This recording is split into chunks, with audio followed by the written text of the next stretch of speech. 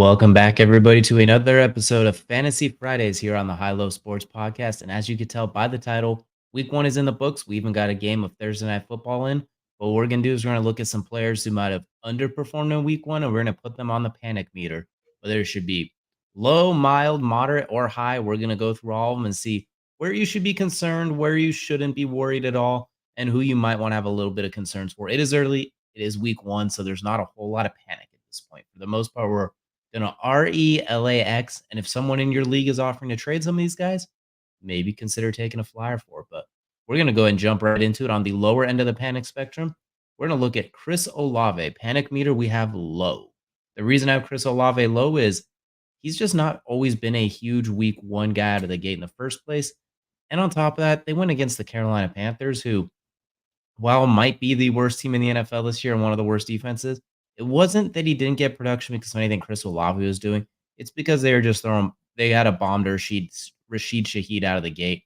Screen passes to him, Alvin Kamara. They just beat the brakes off of him so quickly before he really got a chance to get going. So it was more or less like a preseason game for him at this point. It was taking the week off. So I'm not worried about Chris Olave at this point after week one. Week two, it's going to be a little rough too because they have the Dallas Cowboys defense coming in. So first 2 weeks could be a little slow for Chris Olave. Maybe someone gets annoyed and then tries to trade him. So that's maybe where you swipe in and grab him.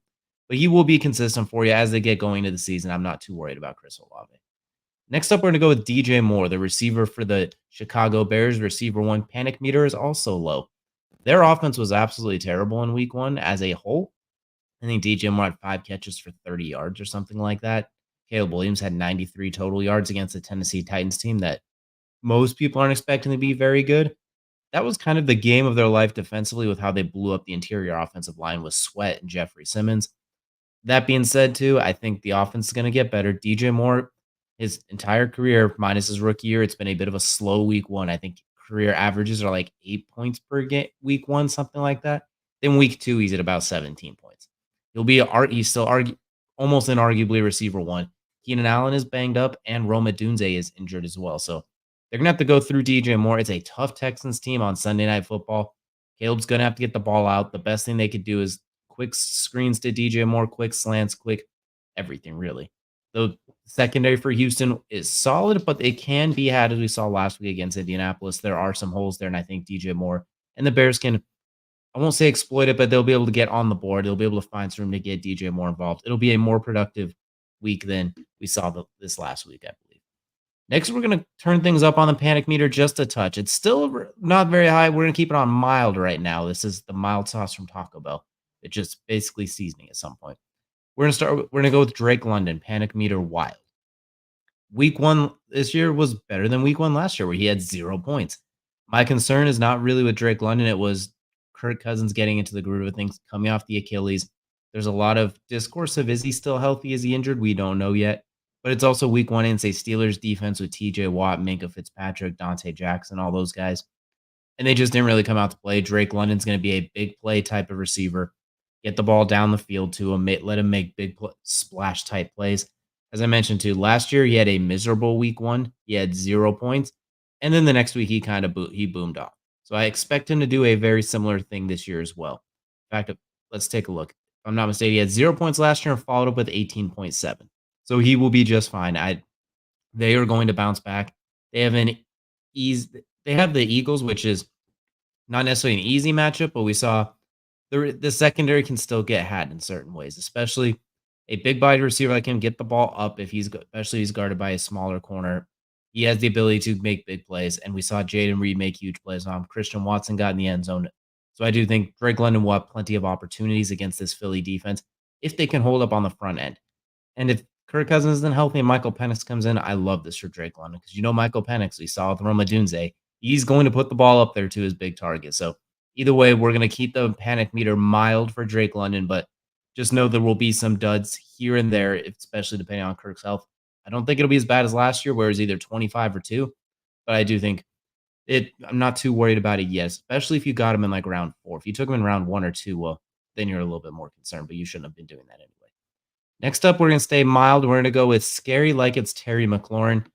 A very weird week one where Jaden Daniels almost just didn't throw the ball. Like, it was a very he didn't throw the ball all that well week 1. He used his legs in abundance.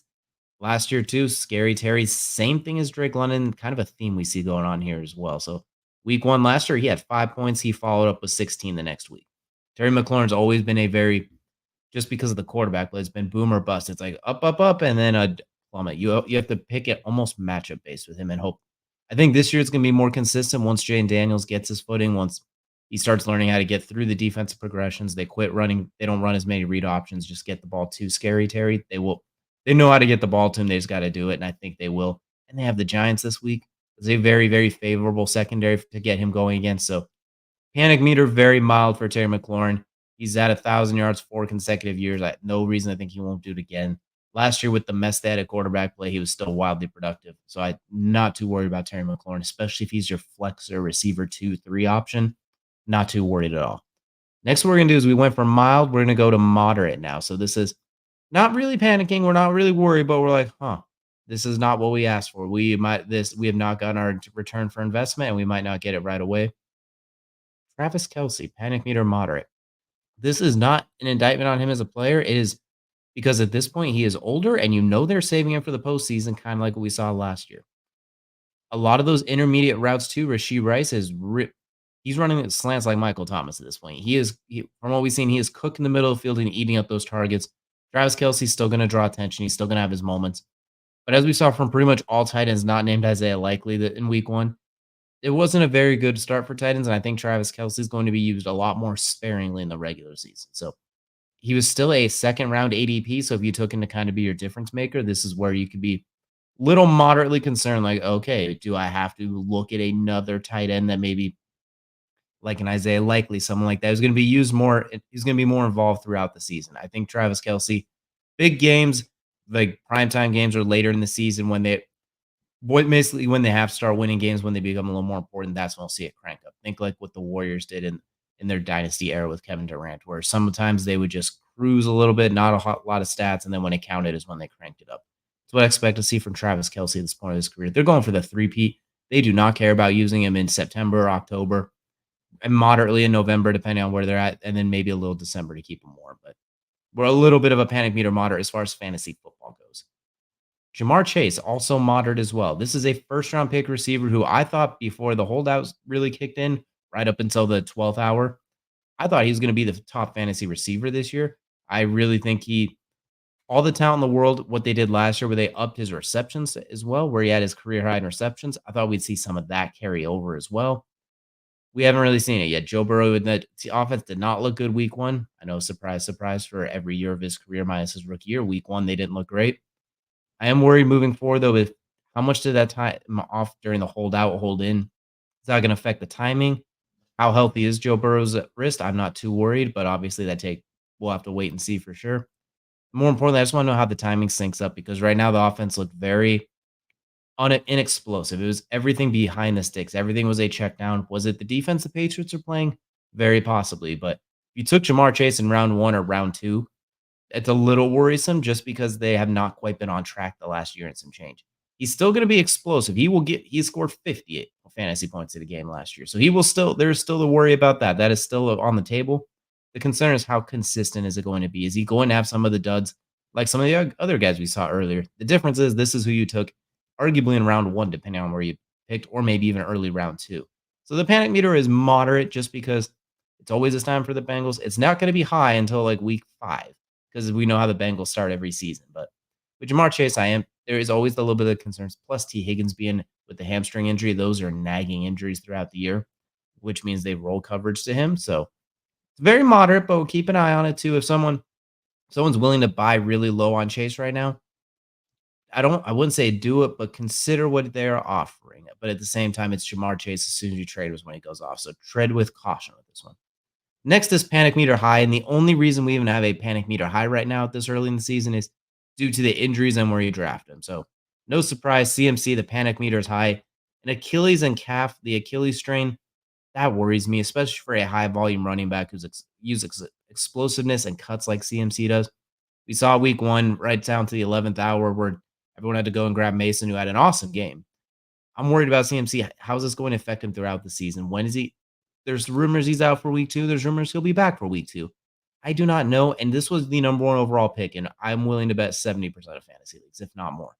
So there is a little bit of concern there with CMC. He is the closest we have to a high panic meter right now because that's supposed to be your workhorse, and it looks like you might get him for half the season, depending on how these Achilles and these calf injuries always worry me. If you could sell him, if he still has high value right now, I would really strongly consider it. If you can get him for like Brees Hall or something like that, someone who's willing to take a shot on the upside, I would very much consider it. Those injuries really, really concerned me. Speaking in the same vein, Puka Nakua, the panic meter is high. Knee injury all off season, all training camp. First week back, starts to get involved. Knee injury sprouts up again. On IR to start. I imagine he'll be back. I imagine he'll still have some good games, but this is also a round one, round two guy expected to be your receiver one or high end receiver two, or if you just had two receiver ones with your drafts. I'm a little bit worried with the health. Cooper Cup is now receiver one again, and we know what he is capable of. It might be Matthew Stafford's favorite target ever. Him or Calvin Johnson, 6 in one hand, half a dozen in the other. I am worried about, and when he comes back, is he going to be healthy too? I don't think he's going to be able to mimic what we saw last year. I don't think he's going to be able to repeat that.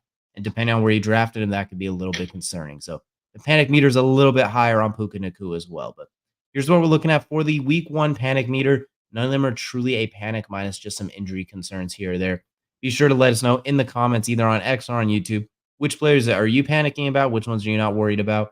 And if there's any other players we didn't touch on, they're curious about, let us know. We'll be sure to comment those as well. But we appreciate y'all for joining us for Fantasy Fridays. Be sure to tune back in on X on Sunday for DJ's best bets for heading into the Sunday slate of NFL games. We appreciate y'all for hanging out with us for Fantasy Fridays, and we will see you all again next time.